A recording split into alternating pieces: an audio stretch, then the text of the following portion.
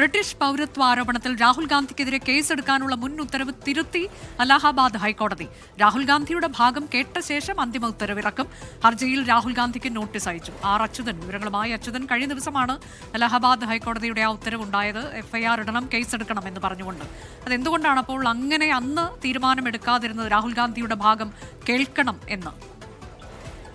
അനുജ, ഈ ബ്രിട്ടീഷ് പൗരത്വ ആരോപണം, അതായത് കർണാടക സ്വദേശിയായിട്ടുള്ള BJP നേതാവ് നൽകിയ അപ്പീലിലായിരുന്നു ഈ അലഹബാദ് ഹൈക്കോടതി വാക്കാലുള്ള ഉത്തരവ് ഈ പുറപ്പെടുവിച്ചത്. അതായത് രാഹുൽ ഗാന്ധിക്കെതിരെ കേസെടുക്കാം എന്നൊരു ഉത്തരവ് വാക്കാൽ നടത്തിയത്. പക്ഷേ അതിന്റെ ഉത്തരവിന്റെ പകർപ്പ് വന്നപ്പോൾ അതിൽ ചില തിരുത്തലുകൾ ഈ അലഹബാദ് ഹൈക്കോടതി വരുത്തിയിട്ടുണ്ട്. കാരണം ഈ രാഹുൽ ഗാന്ധിക്കെതിരെ കേസെടുക്കാനുള്ള ആ ഉത്തരവ് തൽക്കാലത്തേക്ക് തടയുന്ന തരത്തിലുള്ള ഒരു പരിഷ്കരിച്ച ഉത്തരവാണ് ഇപ്പോൾ വന്നിരിക്കുന്നത്. അതിൽ പറയുന്നത് രാഹുൽ ഗാന്ധിയുടെ ഭാഗം കേസായിരിക്കും അന്തിമ ഉത്തരവ് ഇറക്കുക എന്നുള്ള കാര്യമാണ്. അതുകൊണ്ട് തന്നെ ഈ രാഹുൽ ഗാന്ധിയുടെ വാദം കേൾക്കുന്നതിനായി ഇപ്പോൾ അലഹബാദ് ഹൈക്കോടതി ഒരു നോട്ടീസ് രാഹുൽ ഗാന്ധിക്ക് നൽകിയിരിക്കുകയാണ്. ഈ വിഷയം ഇപ്പോൾ നാളെ ഈ അലഹബാദ് ഹൈക്കോടതിയുടെ പരിഗണനയിൽ കൂടി വരികയാണ്. അനുജ,